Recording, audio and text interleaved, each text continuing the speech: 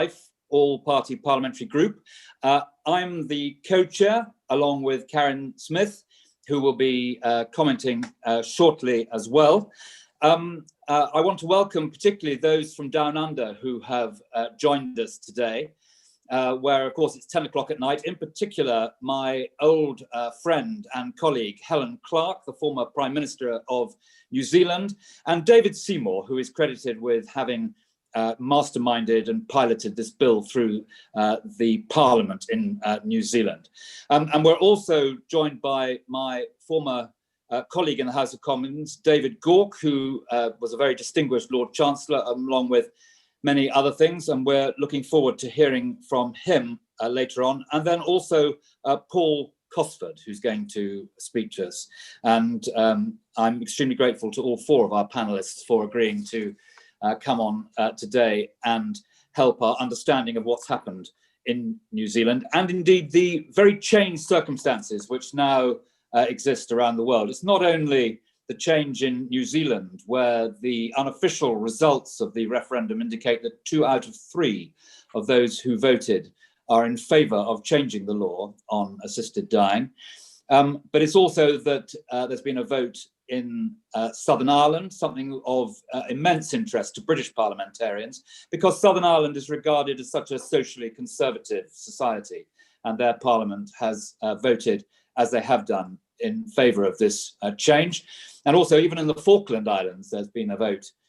So we're seeing a big change around the world, and particularly in the Anglosphere as well. And the question for all of us in Britain, really, is why our constituents, our citizens, should not be able to have this liberal reform when it's happening in so many other places. And that will be the subject of today. Well, on the agenda, I was supposed to talk for 7 minutes, but I don't think I need to do anything like that.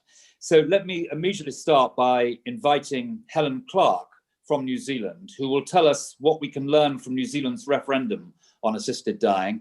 Thank you again for joining us, Helen. The floor is yours. Thank you, Andrew, and thank you to the all-party parliamentary group in the UK Parliament on choice at the end of life for inviting me, and then followed by David Seymour, to talk about the New Zealand experience with this issue.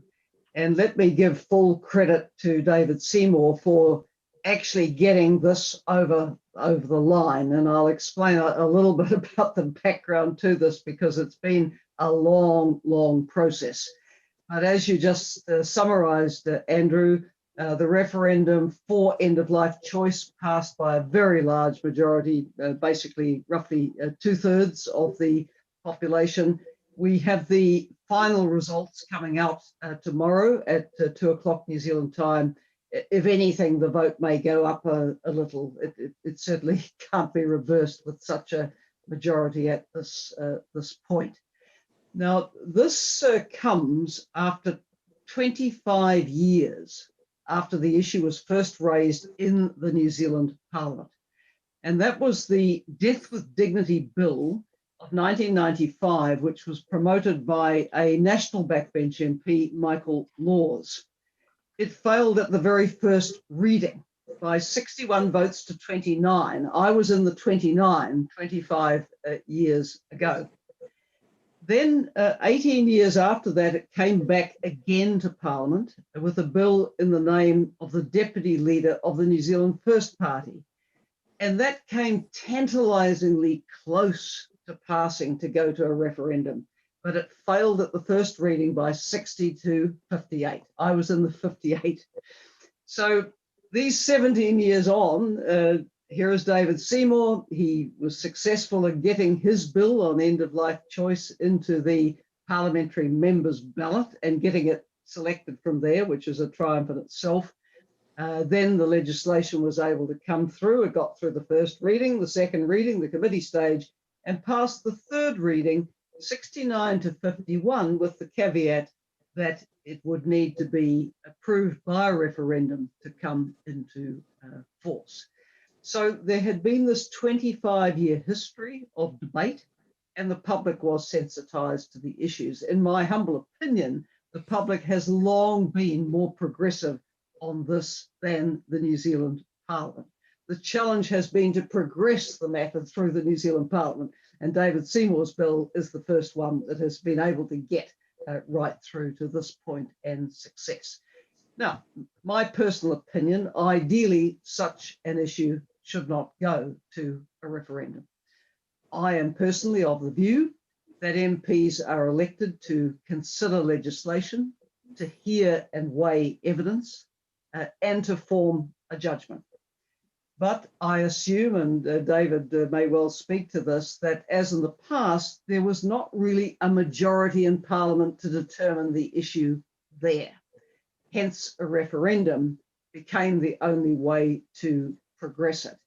And opinion polling over about the last 20 years or so had shown support of some 70% for assisted dying, meaning that if the issue did go to a referendum, there was a reasonable chance that it would pass. Now, the legislation that was taken through Parliament and has now been approved by referendum is said to be the narrowest of any such legislation in the world. David may also wish to comment on this. To make this request for assisted dying, you must be, in broad terms, of sound mind. You must suffer from a terminal illness, which is likely to end your life within 6 months. You must be in an advanced state of irreversible decline in physical capacity. And you must be experiencing unbearable suffering, which can't be mitigated in a manner which you consider tolerable. Needless to say, you also have to be over 18, which is the age of adulthood, and be a New Zealand citizen. So one suspects that the narrowness of the criteria did help to minimize the opposition, but nonetheless, what you could expect if such legislation were to be advanced in Britain, people will still claim that family can make a request for a family member to be put to death. Clearly, that is not true. It's ridiculous. You have to make the request yourself and be of sound mind and so the allegations that flowed from that false assertion were that the elderly and the disabled could be put under pressure to end their lives. Frankly, in my view, that is impossible. No doctor wanting to keep their registration could or would enable that, and the law specifically prohibits it. Others claimed that hospice and palliative care could relieve all suffering at the end of life. Well, as you know, many people dispute that. They say that's not the way we want to go. But clearly the debate can become extremely emotional. In the statement which I made available for use by the Yes campaign, I said that in my view, a yes vote was a vote for compassion in giving people who meet the criteria of the Act the right to say their farewells to their loved ones and friends at the time of their own choice, and to go with the dignity that affords to them. I do think it helps enormously to have cross-party support for this cause, as you are demonstrating in the all-party group, and as David was able to bring with him people from right across the political spectrum. It should never become a partisan issue. I think the narrow criteria in the Act, which has now been approved, will clearly mean that there will be terminally ill people who do not have the right under this law to request assisted dying. My prediction is that over time, as a result of their voices being heard, there will be calls to extend the criteria so that more can request assisted dying. But for the immediate future, the challenge, of course, for New Zealand is to get the new law operationalised as it is, and then to build experience with it and review in the fullness of time where that takes us. But I'm personally happy that New Zealand has joined that group of jurisdictions which is making it possible for people to elect to die with dignity at a time of their choice. Thanks.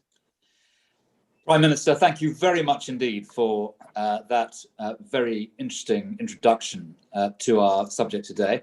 And I'm now going to ask David Seymour, in many ways, whose triumph in New Zealand this is, to tell us how New Zealand approached the End of Life Choice Act and give us some guidance and background into how we follow in his very expert and successful footsteps. So David, over to you.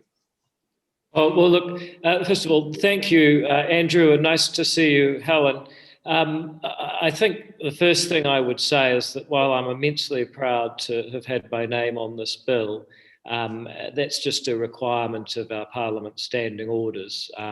In reality, it has been a huge effort by a group of what you might call very unlikely bedfellows. The last time Helen and I shared a stage was the 2005 election when she was the Prime Minister and I was a 22-year-old candidate for the ACT Party, which is about as far across the political spectrum from Helen's party as you can get. I'm still trying to work out how she beat me by only 20,000 votes. But it's been the case throughout this that a wide range of people, often quite improbable alliances of people, have been united by this cause. Because it is a very good one. I was trying to think what I could do that would be helpful. I thought I would describe a little bit of how we got here without going into too much of the minutiae, because not all of our parliamentary processes are the same as yours anyway, and give what I think are three truths that really have to be confronted by people who want this change and their opponents. So far as how we got here, Helen has given a very good description. I completely agree with her. A referendum was not perfect. I would rather that you didn't have majorities deciding minority rights through plebiscites too. However, the reality is I made a deal with the New Zealand First Party, who have an interesting role. Their supporters at this election were the only ones who were not majority in favour according to exit polling, and also the party whose leader has voted consistently for these bills and whose former deputy was one of the sponsors of an earlier bill. They had 9 votes and we passed with an 8-vote majority. So you can see the real politic that I faced.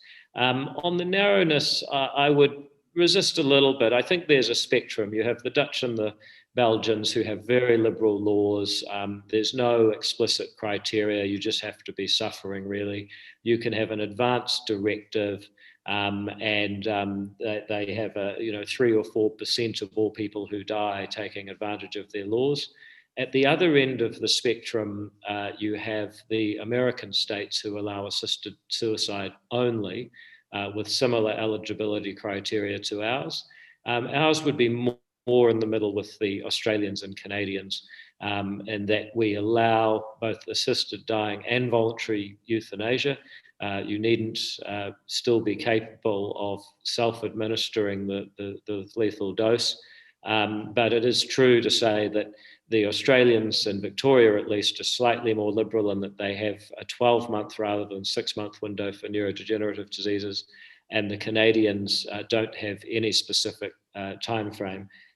Other than that, I think that is a very good summary of that Helen's given. So far as how we got here, it was a private member's bill. There has been 2 previous attempts. I would have said it's been a 25-year battle, but at our celebration on Friday, I met people whose parents had been campaigning for this in the 1950s. So there's been a very, very long struggle, and I know, I see there are organisations represented here who I might add, Sarah Wooten's organisation, have been very helpful to us through Frankie Bennett, one of their former employees who was down here and volunteered her time to help on the campaign. They've been going since even earlier than that. in terms of the process, it was a private members bill. It was drawn from a random ballot. We went in with no specific time limit. It didn't require you to be terminal.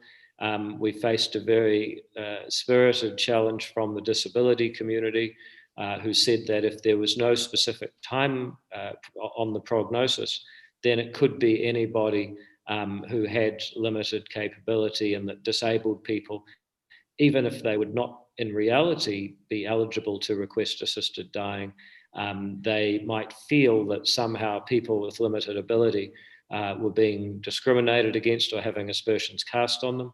I believe that argument is absolutely specious, but at the end of the day, we had a very strong care for people with disabilities up against a desire to get this legislation passed. And so the simple answer was to restrict it only to people with a terminal illness and a prognosis of 6 months, which removed that argument.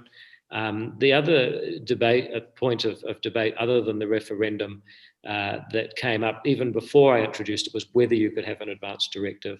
There's certainly people who believe that they're most fearful of, I guess, various forms of dementia. They want to be able to sign an advance directive so somebody else will make a decision for them. I decided not to pursue that because, first of all, I'm personally ethically uncomfortable with somebody else having the decision-making power, but also because I knew that politically I needed to be able to stand up, hand on heart, night after night, hall after hall, and say, this is about choice, and only the person concerned can make the choice for themselves. Once you bring in an advance directive, you get very difficult cases, such as the one in the Netherlands about 2 years ago now, where a very headstrong woman who had long communicated a desire to have her life ended if she reached a certain level of cognitive function, reached that level. And when the time came, she, of course, being very confused, started to struggle, and her family forcibly ended her life. Now, you can see how they may well have believed they were doing the right thing, but it's deeply distasteful. And I don't think that we should allow that sort of thing to happen. That's my view. Other people will say the fear of some of those dementias and other conditions justifies it, but that's my view. Ultimately, having made those key trade-offs, we secured the votes and we went to the public for a referendum to confirm. And we were very comfortable doing that because of the three fundamental truths. The first is that the public want this. We've got a fairly comprehensive exit poll. We won every demographic, every age demographic, both genders, every ethnic demographic, every income demographic, and party support in all but one, which I mentioned was New Zealand First, but I might add that they had the worst result in their history. And I suspect that it was more a feature of their very, shall we say, rump support rather than their general support. So philosophically, right across the spectrum, there is a great deal of support. It might interest MPs to know that while public support in the referendum is 65, I suspect Helen's right, it will go up slightly with the special votes. It could be 66, 67% in the end.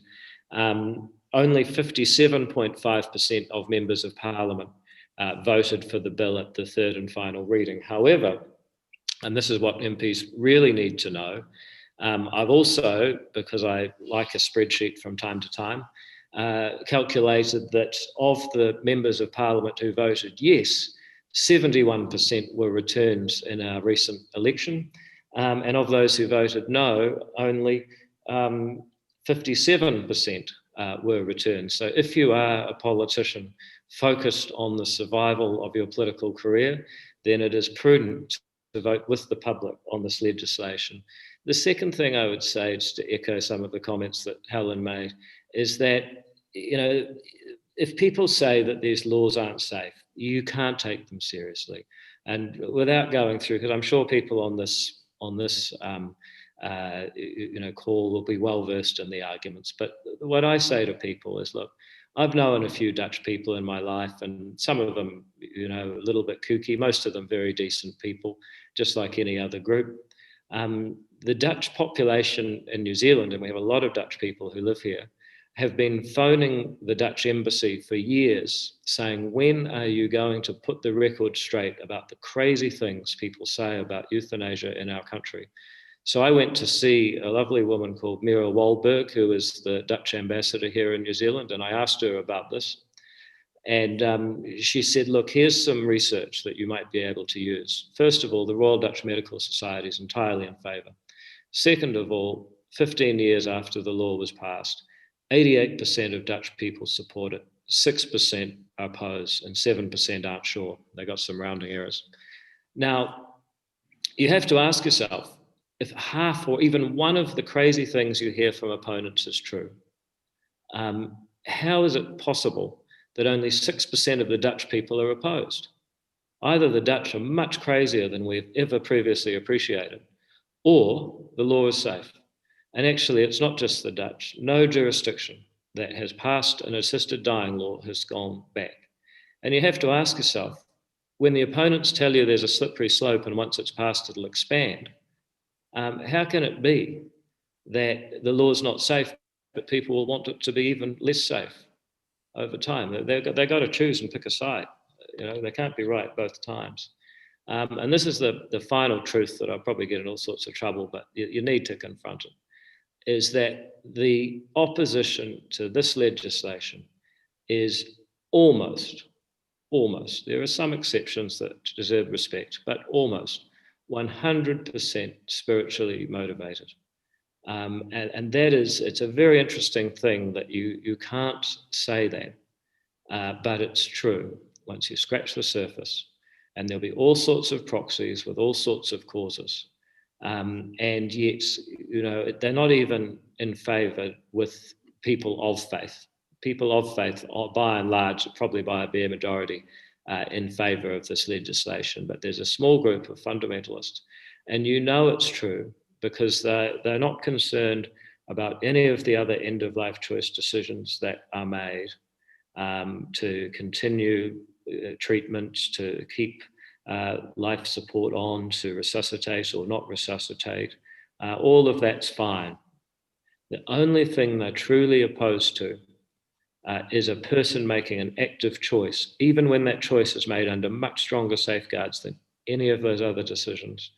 And I don't know how you deal with that. I never did. I always ignored it. I attacked one of them once in one interview and sort of had mixed results. But that's a reality that has to be confronted. And I think people need to ask, is it right that a very small minority are able to surreptitiously force their views on others using a very pernicious, in our case, campaign of fear, uncertainty, and doubt, and never be called out on it? I put that to you as the challenge. I took the relatively easy road on it, but you may like to take a tougher approach, and that may actually be more politically profitable. I'm not sure. So there's a bit of background, 3 truths. I sense I may have gone over my 7 minutes by a bit, but I do really appreciate you taking an interest in what we've done down here. And just say to you all, not only are you on the right side ethically, but you are more likely to get re-elected if you vote for this legislation of this kind. Thank you, David, very much indeed for that extremely interesting presentation. Now, can I remind my parliamentary colleagues that if they would like to ask a question, they should use the Zoom function for Q&A, and if they want a particular member of the panel to answer, perhaps they would specify, and then we will have, I hope, some time for questions later. So I'm now going to, with great pleasure, call David Gauke, who's my former parliamentary colleague, fellow minister. We used to say in the Cameron regime that when there was a real problem, you needed to uncork the Gauke. And so I'm now going to uncork the Gauke and invite him to talk to us. Thank you very much, David. Thank you very much, Andrew. A great pleasure to be with you today. I'm not going to rehearse all the arguments on this issue, which will be very familiar, I suspect, to everybody in this meeting, other than to say that my view for a little while now has been that the law needs to be reformed pretty fundamentally, and that assisted dying should be legalized, very much along the lines of that which has been pursued in New Zealand and indeed elsewhere. It strikes me the arguments about the sense of powerlessness that people in their last few months feel, not being able to control their fate, is something that should be addressed, that we should as a society recognize that people do want to make choices, they're entitled to make those choices, and that can result in a more dignified and less stressful death. I'm very much persuaded by that. I'm also very much persuaded by the arguments that the current law creates enormous stress for not only those who are dying, but their loved ones. And this was brought home to me in a meeting I had with Anne Whaley in the spring of last year. I'm sure everybody on this call is familiar with her story, but about how social services intervened, and Mrs. Whaley was interviewed by Thames Valley Police because it was suspected that she may be involved in assisting her husband, Jeffrey, in his assisted death. And that struck me as extraordinarily insensitive and inappropriate, that Mrs. Whaley should have gone through, and indeed her husband should have gone through, the experience that they did. And it was in a meeting with her that I said that I wanted to take this issue forward by making a call for evidence on how the existing law operates.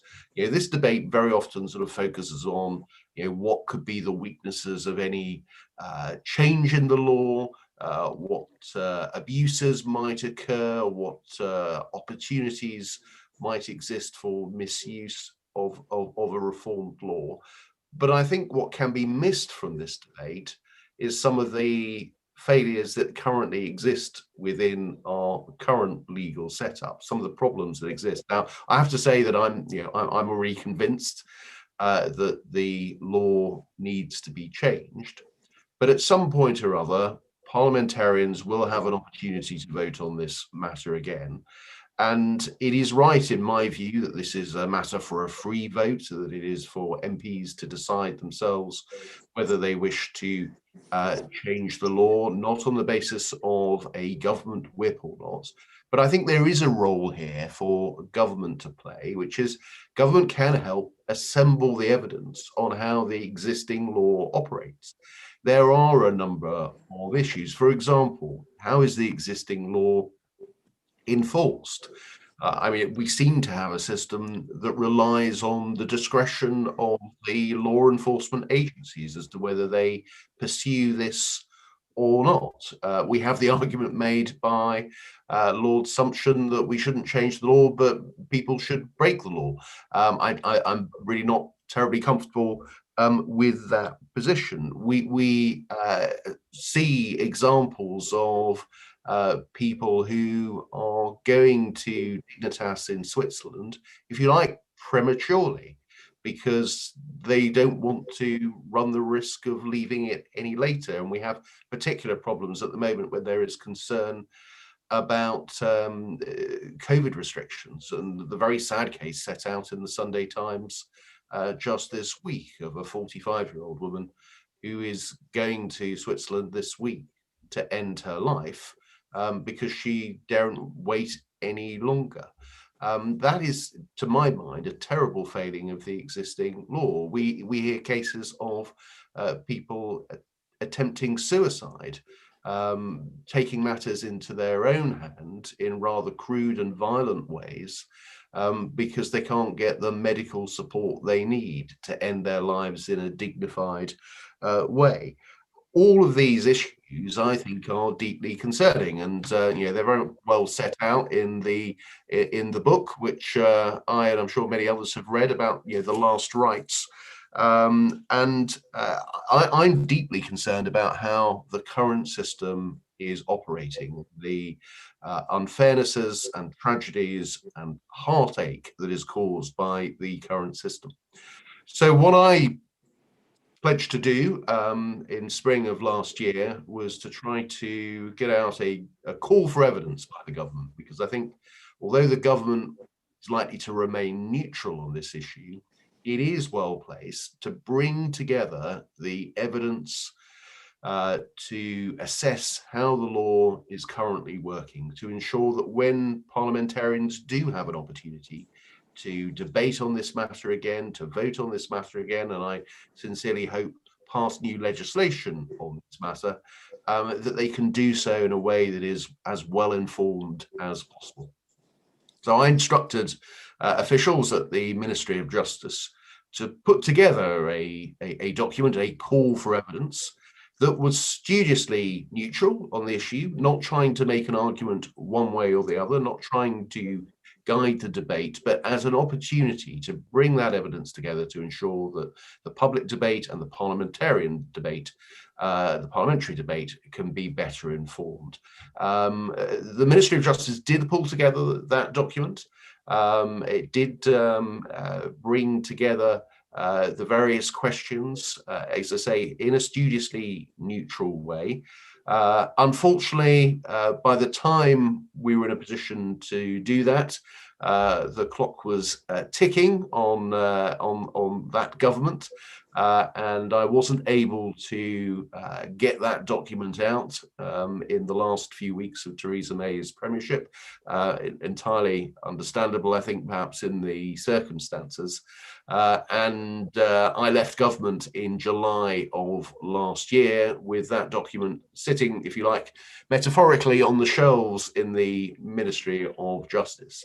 What I hope the government will consider is taking down that document, dusting it down, and publishing it, and making that call for evidence, requesting information on how the law is currently operating, whether the concerns that I have set out and others have set out are real, the extent to which this is a problem, and ensuring that we can have an informed, grown-up debate that takes into account how the law is currently existing and how, in my view, the law is creating difficulties for people in a way that is unconscionable, and in my view, makes the case for reform. But as I say, what I hope the role of government in this is not necessarily to declare that it itself wants to change the law, that it tries to whip Conservative MPs in a particular direction. I don't believe that that would be appropriate. This is a matter for conscience, and I fully respect those who hold a different view. But I do believe that the government can facilitate a more informed debate, and I do urge it to make that call for evidence to ensure that we can progress this debate. As others have said, I think the public overwhelmingly accept the case for reform in this area. Parliamentarians are more reluctant to do so, but I think with more information there at their fingertips, we can help progress this and deliver on a necessary and liberal reform that will make a huge difference to so many people. Thank you very much. David, thank you very much indeed for that, and also for your excellent article in the Times today in the Thunderer column, which makes the case so eloquently. And thank you also for mentioning the senior NHS mental health clinician to whom I spoke last week, who is going to Switzerland at the moment, and who really brings completely to life in full technicolor the very strong issues that are involved here. So thank you very much, David. Now, the final member of our panel is Paul Cosford, who doesn't really need any introduction from me because he's so well known as a brilliant, very senior health official. He was heavily involved in the fight against Ebola, which I followed very closely as a former development secretary involved in Novichok. And but for his own health, he would be one of the leading lights in the fight against COVID today. So, Paul, thank you very much indeed for joining us and for giving us your perspective on all of this. Thank you, Andrew, and a very kind introduction. I'm not sure I quite merit all those kind things that you said about me, but often we all feel that way, don't we? I mean, it goes without saying that I wish I wasn't the right person to be talking about this issue, but at the end of the day, it is an issue that faces all of us. So I don't think my perspective is entirely different from other people's. As Andrew has said, I was the Medical Director for Health Protection for Public Health England from its outset in 2013. I dealt with Ebola, with Zika virus, with Novichok and so on. I stepped aside from that role in May of last year because my health was a significant issue, and I felt others would do more justice to that role. I've been lucky enough to stay involved as an emeritus medical director and still give some contribution to the COVID-19 response, though not as centrally as I would have been otherwise. From a health perspective, I was diagnosed 3 years ago. It's actually 3 years, 3 months, 6 days, and about 45 minutes ago. It's sort of something that sticks in your mind for a long time afterwards, as you can imagine. I was diagnosed because I was a very keen long-distance cyclist, and I couldn't manage the last 100 kilometres of a 600-kilometre ride that I was doing over 2 days. I was out of energy and coughing up blood, and that led to a diagnosis a couple of weeks later of a primary lung cancer, despite being a non-smoker. Just as an aside, lung cancer in non-smokers is the 8th most common cancer in the UK, frequently recognised, but that be as it may, at the point of diagnosis I had extensive spread throughout both lungs and in my liver, so the die was cast from the outset of that. I've had very successful targeted genomic treatments for about 3 years, which kept me fit and well, but unfortunately they've stopped working now, and I'm on to more traditional chemotherapy, hence the new hairstyle for anybody who knows me from before. And effectively I've still got fairly stable disease, but it is developing, albeit developing slowly, so this issue is of great significance to me. My experience is that at the outset of being diagnosed with developed an advanced cancer, I decided there were 4 principles that would work for me if I could possibly stick with them over the remaining period that I have. That's to live life as normally as possible, to have a positive mental mindset, which I manage probably 70 or 80% of the time, to be physically active, because physical activity is equally important when you're unwell as it is when you're fit and well. And fourthly, to spend more time with the people who are important to me, my family and close friends.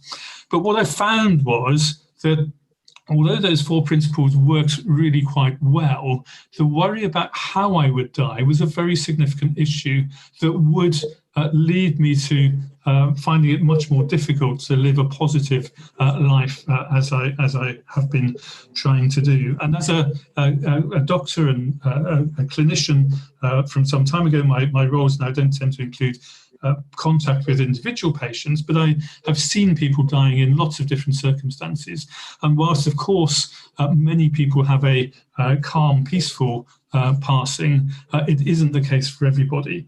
And I sort of felt that the best thing I could do would be to have some kind of plan that gave me some control at the end of life if I needed it. I sort of thought that I'd be on a morphine pump and maybe having an extra vial in the fridge that I could use at a time of my choosing should I need to, would just give me that comfort that would enable me not to worry so much about it and do all the things that I can do to have a positive impact on the world around still whilst I'm still alive. That was perhaps a bit naive. It was a very difficult conversation to have. I found that GPs who I've talked to really shy away from that conversation because of the potential legal consequences. And I've got an excellent palliative care team. They're really, really good. And I've got a new palliative care physician who I'm going to be agreed that we'll have the conversation next time I see her. But it still seems to be quite a difficult conversation, even in the palliative care specialty.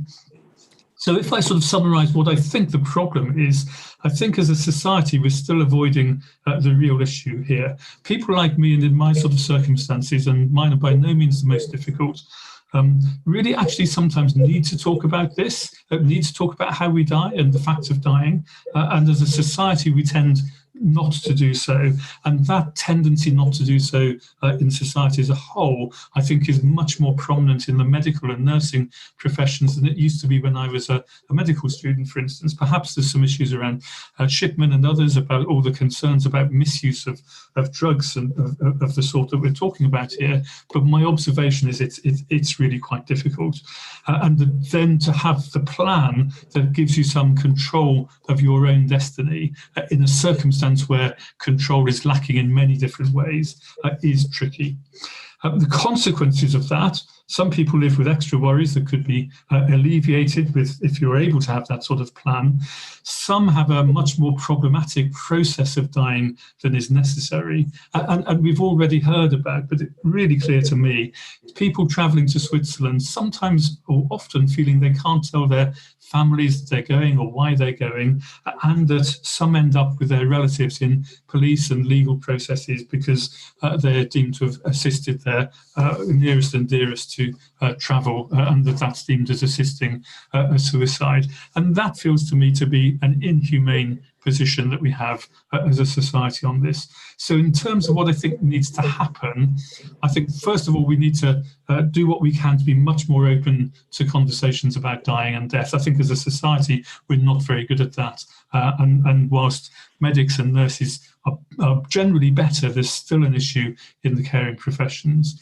Secondly, we need to recognise that there's a problem, as I say, that any society in which people get prosecuted for helping somebody to go to Switzerland when they can't get the care that they're after in the UK and have to travel for that purpose, that suggests that there's a sort of basic humanity problem here for us as a country.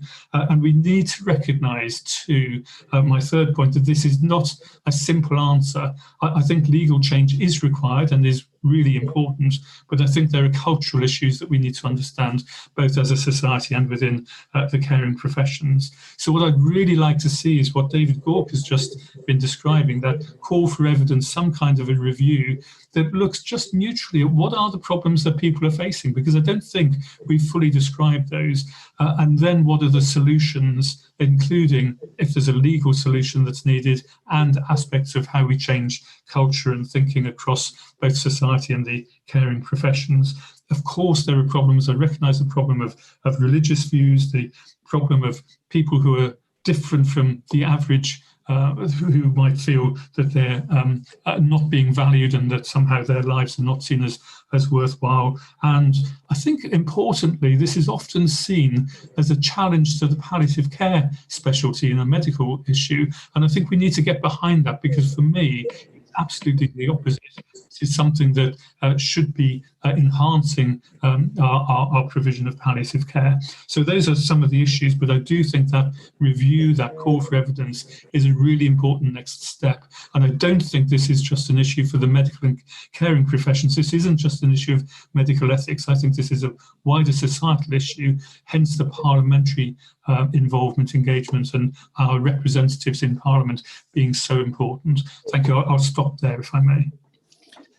Well, Paul, thank you very much for that valuable, generous, moving and compelling contribution today. Thank you very much.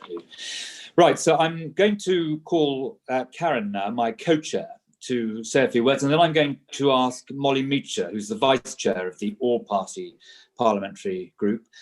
As you can see, this really is all-party, because, as I think David said, this is not a matter for the whips, it's not a matter for the political parties, it's a matter for members of parliament to use their judgment, their conscience on how to progress this. So after Karen, I'll call Molly, and then I'm going to ask both Alistair Carmichael and George Howarth to ask their questions to members of the panel. And I hope we'll have time possibly for a couple more questions after that. So Karen, thank you. Thank you, Andrew. And I will be brief because we want to hear some questions from, I know, many colleagues on the call. But I'm just bowled over what an amazing presentation from such eminent and knowledgeable and experienced people that we've been privileged to hear this morning and this evening. And thank you to our colleagues from New Zealand. That's remarkable. And I think, Helen and David, you've reminded us, 25-year debate in Parliament. But David, your story that meeting people who've been doing this for 50 years.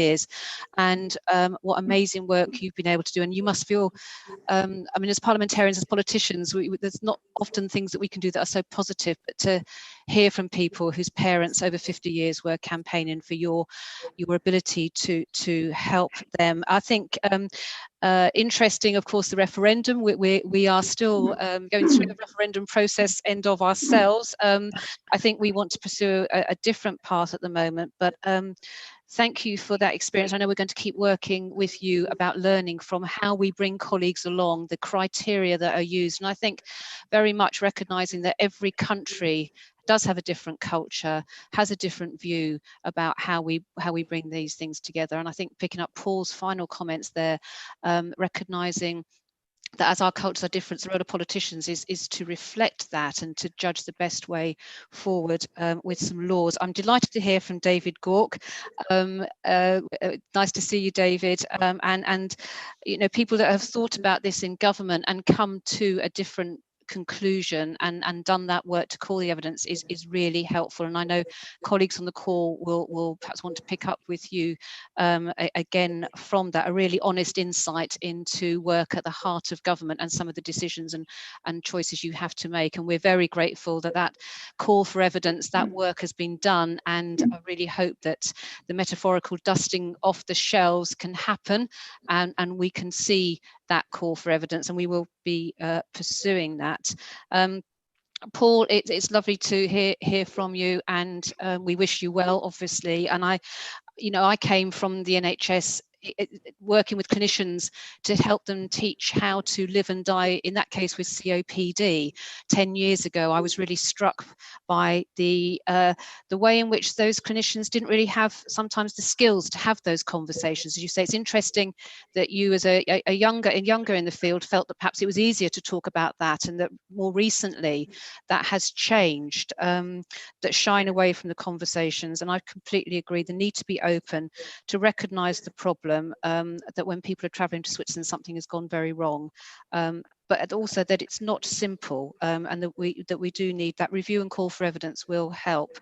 I mean, we are very clear in this group that the law we are seeking to change is based on models that have worked now for over 20 years in Oregon, that we're seeing around the world happening, that are safe, but we do need to bring the people with us and assure our parliamentary colleagues of that. And your evidence this morning, your insight, your honesty, and your support for the work going is really helpful. Thank you. Thank you so much, Karen, for that. Now, we're going to hear very briefly from Molly, and then I'm going to call, as I said, my Lib Dem colleague, Alistair Carmichael, followed by George House. Molly. Well, extremely briefly, just to say what an inspiring group of speakers. This has been an amazing meeting, so thank you all so very, very much. I'd be fascinated to know what our New Zealand colleagues feel were the most powerful arguments they were able to use with their wavering MPs, because we're hoping to get a bill through within 2 to 3 years. How can we get those wavering MPs over the line? Just one or two, key points would be really, really helpful, interesting. Well, Molly, perhaps that point will be picked up by one of our two distinguished speakers from New Zealand. Can I now ask Alistair Carmichael to ask his question, followed by George House? Have you unmuted yourself, Alistair? Yeah, I will, and start with video too if you want. Well, first of all, thanks to our colleagues from New Zealand. It's been an absolutely fantastic insight, particularly hearing from Helen Clark as the MP for Orkney and Shetland. We're always very proud to claim Helen as one of our favourite daughters, being of good Shetland stock. My concern essentially is about the use of a referendum. Our recent experience, both in relation to Scottish independence and Brexit, is that they're not a great means of actually making a decision. They tend to be fairly divisive, And, you know, at the end of the day, it just tells you that your country is still split, unless you have done, as we did in Scotland before the devolution referendum in 1999, and built a consensus, bringing in people outside the body politic. So it's the civic society, the trade unions, the churches, the community groups, and the rest of it. And I would be interested to know how much of that consensus building you were able to do in New Zealand on what is, as you say yourselves, a very emotive and consequentially a divisive issue. Thank you very much indeed. Well, if Helen could answer that question, if she just holds it for one moment, and perhaps David could comment on Molly's point, and I could now ask George Howarth to ask his question. Oh, certainly. Well, Molly, there's no one answer to that. You've got to hang on, David. If George Howarth is there, if he could just answer. Oh, I'm sorry. Ask his question. George, are you there? Are you unmuted? You are. Thank you, Andrew. It's not really a question, it's just a couple of quick comments. The first point I wanted to make is I came to this argument because I had to have the conversation with the physicians when both of my parents were terminally ill. And although that was, for me, a very successful process and they got the support they needed in the right way, it struck me that I was lucky and that a lot of families in that situation simply may not have the language or understanding of how to approach these things to have that conversation, and therefore that the law does need to change. So that's my personal view on it. I just wanted to say a word about faith groups and how to handle that. I don't know if anybody remembers, but there was a bill on abortion, the Alton bill in the early 90s, that sought to limit the time available in which a woman could have an abortion.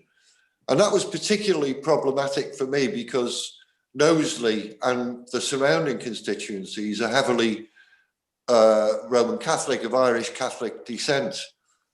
And during the course of that bill, I had, this is pre-email and pre-social media, I had 4,500 letters or postcards, which was a phenomenal amount of approach from constituents, but I didn't support the bill. I fully expected at the following election, which was in 1992, to take a big hit for that, particularly as every other candidate lined up against me was anti-abortion. Whether they were Liberal Democrats, Conservatives, or even the Revolutionary Communist Party. They were all anti-abortion. But guess what? All of my colleagues surrounding me supported the bill, and I was the only one that opposed it. In the 1992 general election, the swing against me was identical, or the swing to me was identical to those who'd opposed the bill with similar faith profiles in their constituencies. So it is, I think the point was made earlier that the, you know, people in faith groups aren't necessarily monolithic. They might take a different view from the teaching of their particular church. But the key thing I learned from that was it's important to be able to conduct that discussion with people in a respectful way, so that you're not, even though you might disagree with them, you're not having a row. Thank you very much indeed for that, George. So I'm now going to ask Helen if she would comment on her fellow Shetlander's point that Alistair made, and then David to comment on Molly. And then at the end, because I think we'll be quite close at that point, I'm going to ask Alex Coppock-Bunce, who is one of our constituents, to say a few words as well, and then we will end at 10 o'clock. So Helen, Alistair. To Alistair, thanks for the Shetland link there. in my opinion, if a referendum can be avoided, it should be, because I do believe that parliamentarians have a responsibility to step up. But I think my assessment would be, and David may bear this out, is that it was just hard to get MPs over the line to vote for anything unless it went to a referendum. And he gave the numbers. If there hadn't been the referendum clause in the bill, it would have gone down, David, because New Zealand First held that balance and they had decided against it. Of course, with the very large majorities that have been showing in opinion polling in the past in New Zealand and in the UK, the chances are that it would carry. But, you know, it can be a difficult campaign with all the fear and smear and misinformation and disinformation and infodemic that we experience today. But if you can find a majority in the House of Commons, I'd find it. I think, you know, important to assess that. Thanks, Helen. Thank you very much indeed. And now David perhaps will give us his view on what Molly said. Oh, sure, Molly. And sorry for jumping the gun before.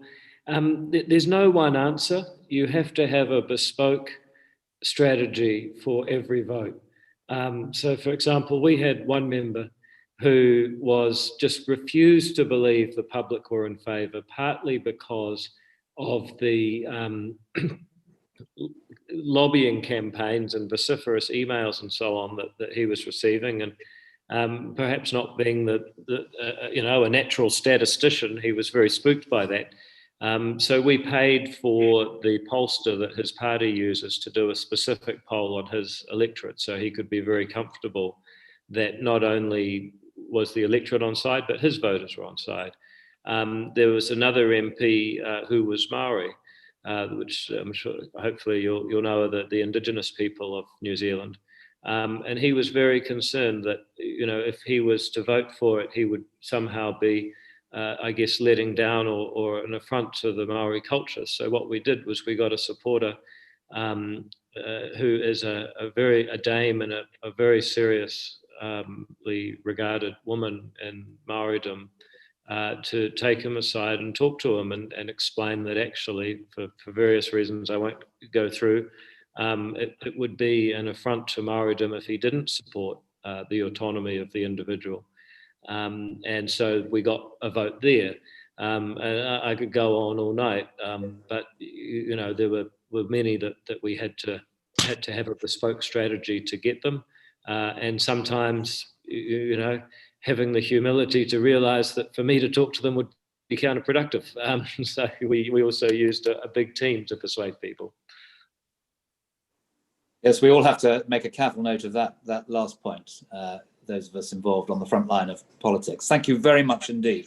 So can I now invite Alex Coppock-Bunce, who I think is a constituent of Robert Buckland's, the current Lord Chancellor, to give us a few reflections on what she has heard today. Alex. Hello, everybody. Thank you very much for inviting me. I would echo everything that Paul has said today. I'm in a similar situation. I was diagnosed exactly 2 years ago, last Thursday at 1:30, and with a rare, low-grade, serous carcinoma ovarian cancer, which is a poor relation of all the cancers anyway and gets no funding, so there's very little hope in the future for a cure to be found. And that's the thing that struck me at the time, is that I felt like a slab of meat that was going onto a conveyor belt of chemotherapy, which doesn't actually work for my particular cancer, and all sorts of drugs that are really quite debilitating. And I've had radical surgery, and I've been a good girl and done all the right things. And you can end up feeling like a number. You don't have any sense of control over your destiny. And I think that's the thing that I really welcome everybody's recognised today. That's so important to us. I used to be, when I was fit, a psychotherapist after 30 years of civil service and blue chip ethical procurement professionalism and all the rest of it. but as a psychotherapist, you know that quality of life is so much more important than quantity. And I need to know that I have a way to be able to manage my own death. And I need somebody's help to do it properly, because I won't be any good at it when I'm trying to commit suicide, and I don't want to spend my last few months or years or however long it is I have got trying to plan it and worrying about what my husband's going to be left with to deal with, to clear up the mess afterwards, and what I might do to myself that might be even worse. Now, on top of all of this, my mother has also been diagnosed with pancreatic cancer, and she's dying at the moment in a care home. And I'm very sorry to say she thought palliative care would be something she could have, and she's apparently not quite dead enough to actually get it. So she's deeply depressed, humiliated, and wants to die very, very badly indeed. And there's nothing I can do to help her. And so I really welcome everything that everybody's said today, and knowing that you're on our side means everything to me. So thank you. Thank you very much indeed, Alex, for sharing that very personal and very brave contribution today. We're all very grateful to you for doing that. Well, I'm afraid it's now 10 o'clock. I think this has been a remarkable and excellent session. It's the responsibility of Karen and myself and others who strongly believe in this cause to take it forward. But we've been inestimably helped by the contributions we've heard today from Prime Minister Helen Clark from New Zealand, David Seymour, who's done such brilliant work, my former colleague David Gork with his brilliant article today in the Times. Do read it if you haven't seen it yet. And to Paul Cosford and to Alex too for their very personal reflections. So Karen and I are very grateful to you all. Thank you very much for coming.